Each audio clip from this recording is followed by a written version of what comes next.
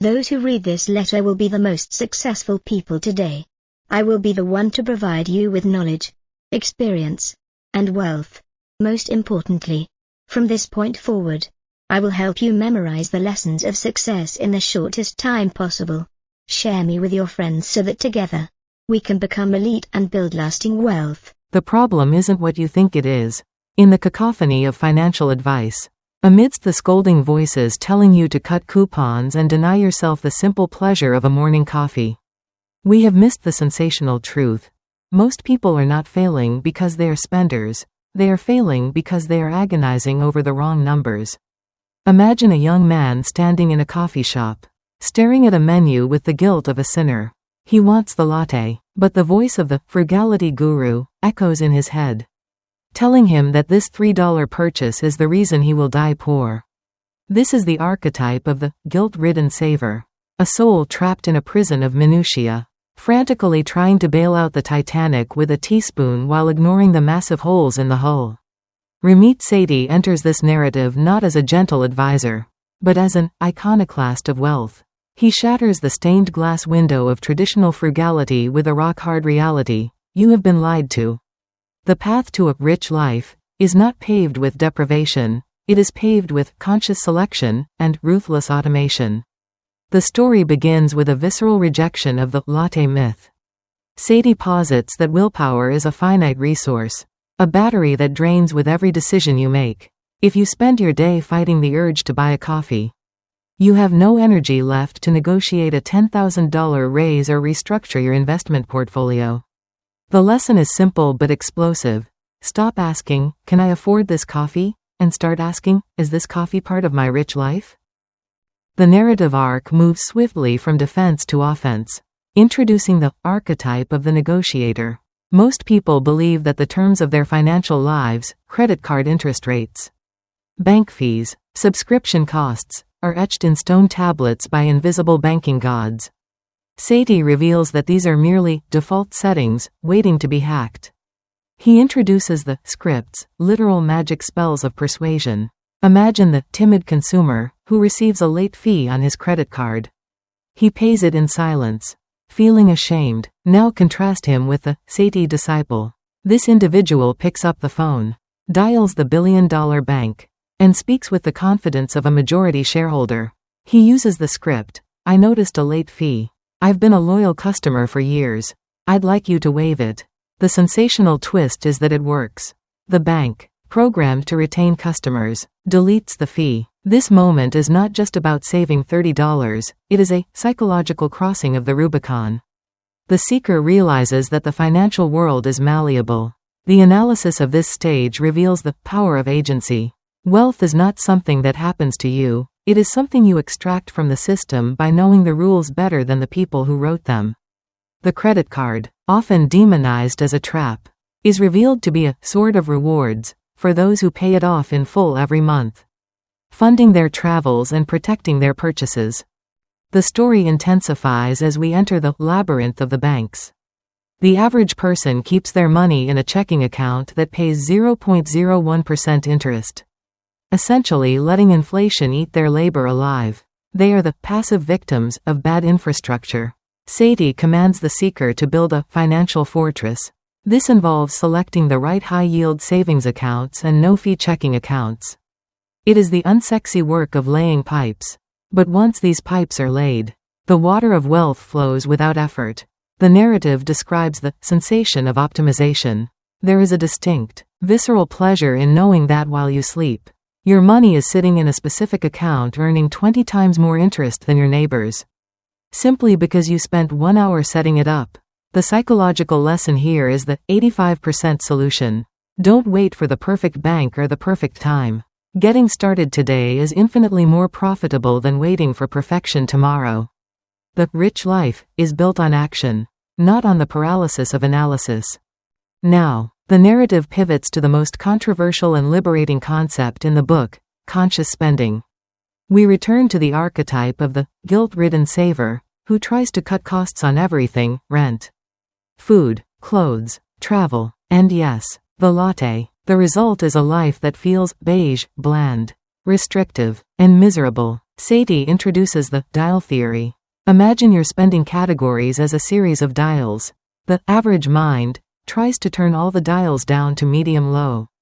The rich mind turns the dials of unimportant things down to 0, mercilessly cutting cable TV. Buying used cars, living in a smaller apartment so that they can turn the dial of their loves up to 11. This is the story of the friend who spends $5 a year on bespoke shoes but lives in a tiny apartment. To the world, he looks crazy. To Sadie, he is a master. He has identified what brings him joy and has aggressively funded it by starving what does not. The analysis here reveals the subjectivity of wealth. A rich life for one person might be buying a round of drinks for friends without looking at the bill, for another. It might be a first-class flight to Tokyo. The sensational freedom comes when you stop judging your spending by society's spreadsheet and start judging it by your own joy meter. The flow carries us into the engine room of the automaton. This is the climax of the logistical journey. We are overlooking the detail that humans are flawed, forgetful, and emotional creatures. If your financial plan relies on you remembering to transfer money to your savings account at the end of the month, you are doomed. You will spend it. The automated money flow is the exoskeleton that protects you from your own weakness. Sadie describes a system where the paycheck hits the main account and is immediately automatically sliced and routed to different destinations like a perfectly organized train station. 5% goes to the play account, 10% to the savings, 15% to the investing, and the rest to fixed costs. The sensational result is the guilt-free zone. If there is money in your play account, you are mandated to spend it. You can buy the $200 jeans or the fancy dinner. And you feel zero guilt because you know your retirement is already funded. Your bills are paid, and your savings are growing. This flips the script from restriction to permission. The psychological depth of this system is that it removes the decision fatigue. You don't have to decide to be good with money every day, you only have to decide once. And the system is good forever. As the system hums in the background, the narrative shifts to the shadow world of debt. For many, debt is a shameful secret, a monster in the closet. Sadie addresses the archetype of the indebted soul with cold, hard compassion. There is no moralizing here, only mathematics and strategy. The snowball and avalanche methods are discussed, not as dry theories, but as battle plans. The seeker must confront the total number, negotiate the rates down using the scripts, and then attack the principle with the ferocity of a cornered tiger. The sensational realization is that getting out of debt is not just about the money, it is about reclaiming the mental bandwidth that the debt occupies. Every dollar of interest paid is a dollar of your life energy stolen by a corporation. The rich life cannot begin until the chains are broken. The lesson learned is that ignorance is not bliss, it is expensive. Opening the envelopes, facing the numbers, and creating a plan is the first act of the sovereign adult. The story then approaches the sanctuary of the investor. This is where the true alchemical transformation of money occurs. Most people view the stock market as a casino filled with sharks. A place where you need to watch CNBC and pick the next Google to survive. Sadie dismisses this as the pornography of finance. He introduces the ladder of personal finance, climbing from credit card debt payoff to the Roth IRA and the 401k. The sensational truth is that boring is beautiful. The smart investor is not the one trading stocks on his phone at lunch. He is the one who buys a low-cost, target date fund, or a basket of index funds, and goes back to living his life. The analysis reveals the tyranny of fees. Just like in the banking section, the investment industry is designed to siphon off your wealth through 1% or 2% management fees. Over a lifetime, this small fee consumes tens of thousands of dollars of your hard-earned money. The seeker learns to look for the expense ratio, the tiny number that dictates the destiny of their compounding. By choosing low-fee index funds, the seeker effectively gives themselves a massive raise without doing any extra work. The first 10,000 characters have laid the foundation of the infrastructure. We have moved from the guilt of the latte to the power of the script. From the chaos of the checking account to the order of the automation. The seeker has learned that being rich is not about hoarding coins like a dragon, but about building a machine that fuels their specific, unique happiness. The frugality cult has been exposed as a sham, replaced by the vibrant, aggressive philosophy of conscious spending. The air is thick with the sensation of potential, the hum of a system that works while you sleep, and the realization that money is a tool to be mastered, not a master to be feared. The path is set, the accounts are linked, and the seeker is now ready to descend into the deeper mechanics of asset allocation. The myth of expertise, and the ultimate goal, using this wealth to live a life that is truly, unapologetically their own. The journey continues, intensifying the dramatic realization that the barrier to wealth was never the economy, it was the psychology of the self. The narrative momentum shifts from the mechanics of the bank account to the cathedral of asset allocation. We are overlooking the most important thing in the world of investing. The recipe matters infinitely more than the ingredients. Imagine a master chef who knows that 90% of the flavor comes from the balance of salt, acid, fat, and heat, while the amateur chef obsesses over buying a specific brand of saffron. Sati introduces the concept of asset allocation as the sovereign law of wealth. The archetypal stock picker spends his life looking for the next apple, a needle in a haystack of mediocrity. But the asset allocator ignores the needle and buys the entire haystack. By spreading wealth across domestic stocks, international stocks, and bonds, the seeker creates a diversified fortress that stands firm whether the sun rises in the east or the west. The sensational truth is that 90% of your investment returns will come from how you divide your money, not which specific stocks you pick. This is the death of the stock tip. The seeker realizes that listening to a cab driver or a brother-in-law about a hot stock is financial suicide. The target date fund emerges as the ultimate weapon of the lazy genius, a single fund that automatically adjusts its risk as you age, allowing you to conquer Wall Street while you are literally watching Netflix. The story then descends into the graveyard of the active managers. This is a sensational exposé of the Wall Street sham. For decades, the industry has sold the myth of the market wizard, the genius fund manager who can predict the future and beat the market. Sati reveals the cold, hard data. 75% to 95% of active managers fail to beat the simple index over the long term. This is the archetype of the naked emperor. The seeker learns that paying high fees for active management is like paying an arsonist to guard your house. The index fund is the quiet hero, the boring, low-fee vehicle that simply tracks the market. By accepting average market returns, the index investor actually ends up in the top 10% of all investors because they are not losing money to fees and human error. The analysis here reveals the paradox of effort. In almost every area of life, diet, exercise, working harder gets better results. But in investing, the harder you try, the more you trade, and the more you tinker, the worse you do. The rich life belongs to the one who sets the system and then walks away. The narrative flow carries us away from the screens of the stock market and into the arena of the big wins. Sati argues that most people are majoring in minor things. They spend hours clipping coupons to save 50 cents but spend 0 minutes preparing to negotiate their salary.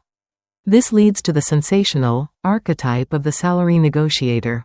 We see a scene where an employee walks into the boss's office, not as a beggar asking for a favor, but as a strategic partner proposing a deal.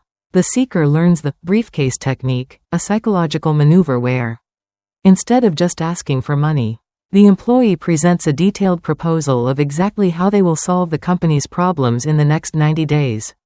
The boss is stunned. The value is undeniable. The raise is granted. This single conversation, lasting perhaps 20 minutes, can result in a $10,000 raise.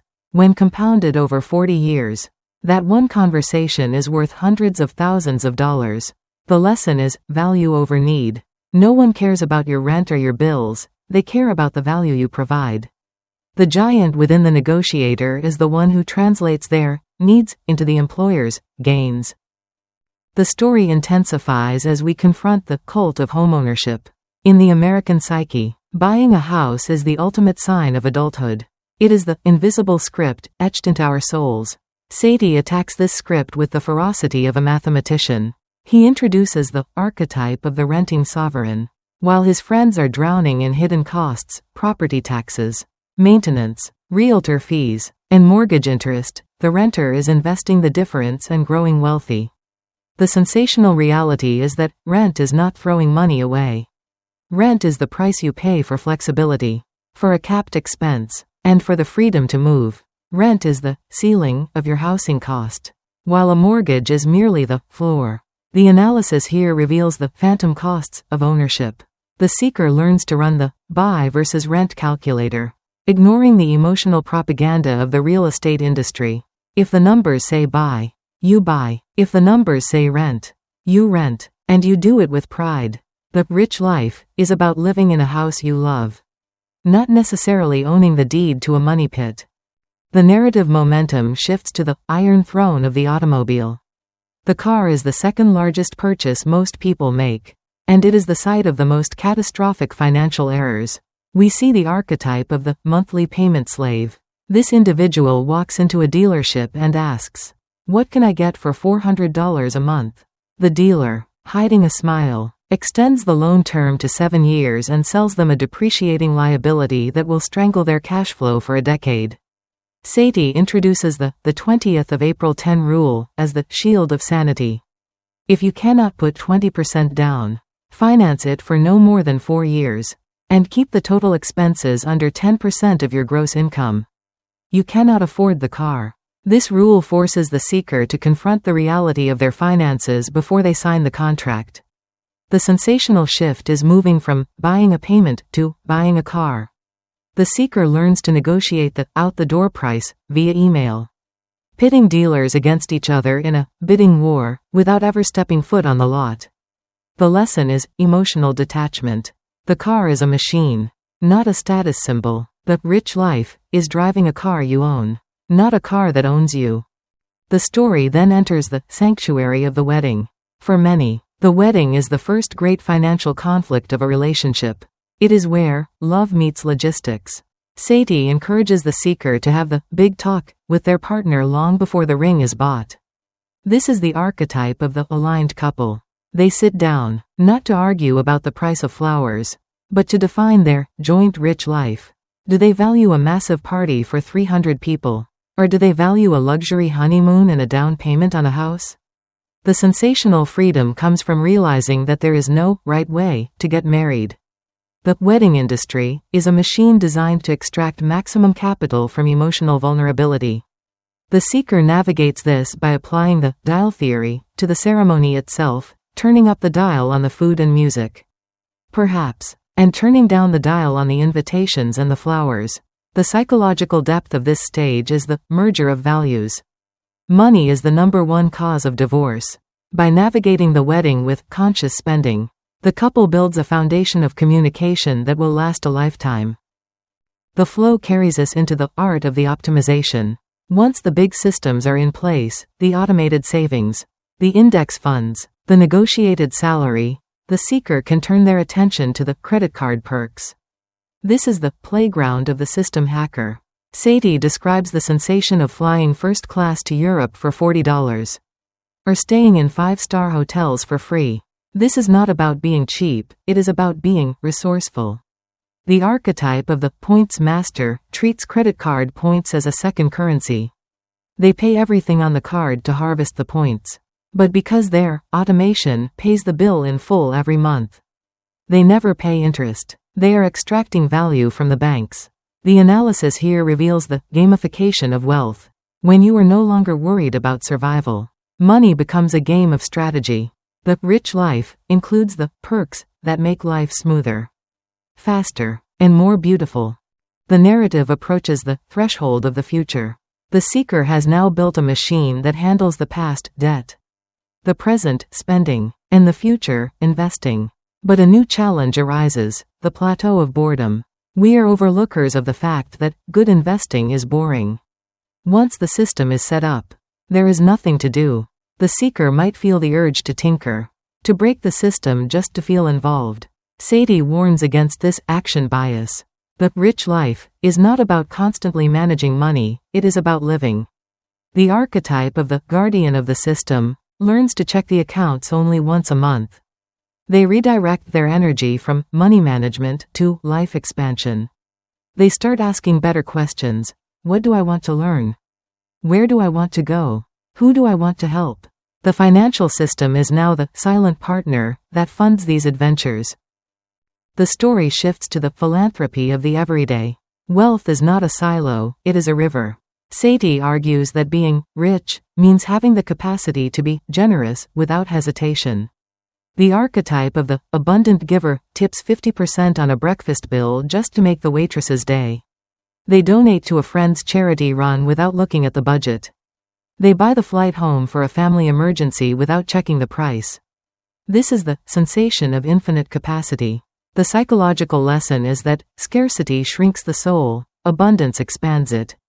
When you give freely, you prove to your subconscious that you have more than enough. This vibration attracts even more opportunity. The rich life is ultimately measured not by the net worth statement, but by the impact one has on the people around them. The second 10,000 characters have constructed the castle of the rich life. We have moved from the sniper taking out debt to the general commanding armies of capital. The seeker has learned that the big wins, the house, the car, the salary, the asset allocation, dwarf the small worries of the latte. The myth of the expert has been shattered, replaced by the power of the index. The air is thick with the realization that money is docile if you lead it, but dangerous if you ignore it. The path is set, the automation is running, and the seeker is now ready for the final integration, the deep psychological shift from, I can't afford it, to, how'd I afford it, and the ultimate definition of what it means to be truly wealthy in a world of infinite choice. The journey continues, intensifying toward the final revelation, that the ultimate luxury is not money, but the ability to control your own time and attention. The final movement of this financial symphony brings the seeker to the sanctuary of the CEO, where the transition from money janitor to chief executive officer is fully realized. We are overlooking the most important thing. Most people treat their finances like a part-time job they hate, scrubbing the floors of their bank accounts with the toothbrush of anxiety. Sati demands a promotion. The archetype of the CEO does not worry about the price of staplers. The CEO focuses on strategy and growth. The seeker learns that once the automated infrastructure is built, their job is merely to review the reports. This is the 1-hour year. The sensation of managing a growing empire in less time than it takes to watch a movie is the ultimate victory of the system. The psychological shift here is from maintenance to expansion. The CEO asks, how'd I double the revenue, not how'd I save $5 on toner? The rich life requires the audacity to delegate the mundane to the machines so the human spirit can focus on the magnificent. The narrative intensity builds as we confront the invisible scripts of society. These are the silent, poisonous narratives that keep us small. Rich people are greedy. Money changes you. Or, I'm just not good with numbers. The archetype of the script breaker realizes that these are not truths, they are cultural malware. Sati challenges the seeker to rewrite the code. If money changes you, let it change you for the better. Let it make you more generous, more relaxed, and more impactful. The sensational reality is that money is a magnifier. If you are a jerk, money will make you a colossal jerk. But if you are kind, money will give you the power to change the world. The analysis of this stage reveals the moral neutrality of wealth. A hammer can build a house or break a skull. The hammer is innocent. The seeker learns to hold money without guilt, viewing it as a concentrated form of energy that can be directed toward their highest values. The story flows into the limitless horizon of earning. We return to the fundamental theorem of the book. There is a limit to how much you can cut, but there is no limit to how much you can earn. The archetype of the side hustler emerges not as a desperate gig worker, but as an explorer of value. Sati encourages the seeker to decouple their time from their money, whether it is through freelancing, consulting, or starting a digital business. The goal is to create scalable income. The sensation of waking up to a notification that you earned money while sleeping is the red pill of personal finance. It shatters the illusion that time is the only currency. The psychological depth of this stage is the abundance mindset. When you realize you can create money out of ideas and effort, the scarcity of the world evaporates. You stop fighting for a slice of the pie and start baking more pies. The momentum carries us to the art of the rich life. This is the destination. The rich life is not a number in a bank account, it is a vivid Technicolor movie that you direct. For one person, a rich life is living in Manhattan and ordering takeout every night. For another, it is living in a cabin in Montana with a paid-off truck. The archetype of the unapologetic liver refuses to apologize for their desires. They do not care if their parents don't understand why they spend money on expensive gym memberships but drive an old car. They do not care if their friends judge them for flying business class while living in a studio apartment. This is the sensation of autonomy. The analysis here reveals the tyranny of the shoulds. Society tells us we should buy a house. We should have a wedding. We should save for a rainy day. The rich life is the act of silencing the shoulds and listening to the wants. It is the courage to be weird with your money because you are wise with your system. The narrative approaches the legacy of the system. The seeker realizes that by automating their finances, they have protected their future self. The old man or old woman they will become is waiting at the finish line. Not with a begging bowl, but with a cocktail. The compound interest that Einstein called the eighth wonder of the world has been working tirelessly for decades. Turning small, consistent contributions into a mountain of freedom. This is the archetype of the time traveler. By acting today, the seeker sends a gift to the future. The psychological lesson is trust in the process. The market will crash, the economy will wobble, and the politicians will argue. But the system remains.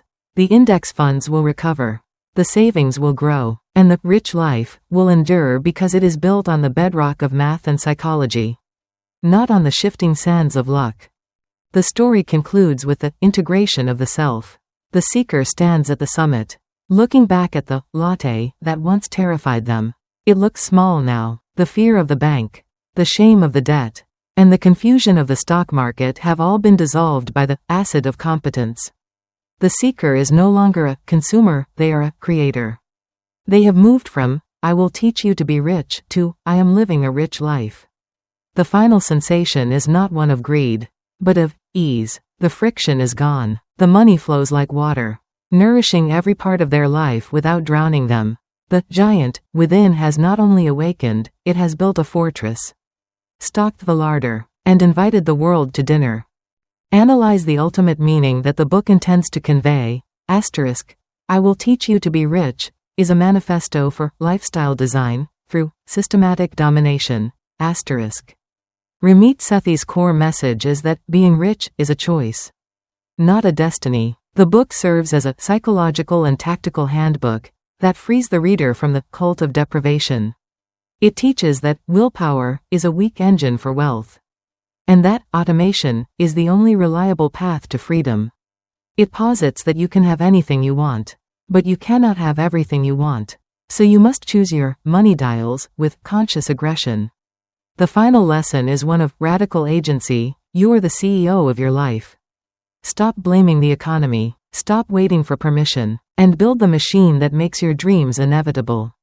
The climax of this journey leads to a state of financial nirvana. The seeker moves from the anxiety of scarcity to the joy of sufficiency. They realize that the ultimate luxury is not a private jet, but the ability to say yes to what matters and no to what doesn't, without looking at the price tag. The sensation of opting out of the rat race while still enjoying the fruits of capitalism is the ultimate revenge against a system designed to keep you poor. The final revelation is that the rich life was never about the money, it was about the freedom to be who you are, fully and loudly, with the resources to back it up. The journey ends with the quiet hum of a server somewhere processing a transfer that funds a dream, while the seeker sleeps soundly, knowing that the good enough plan executed today is infinitely better than the perfect plan executed never. There is no limit to how much you can earn. But there is a limit to how much you can save. Choose offense. Build your system, and live your rich life today.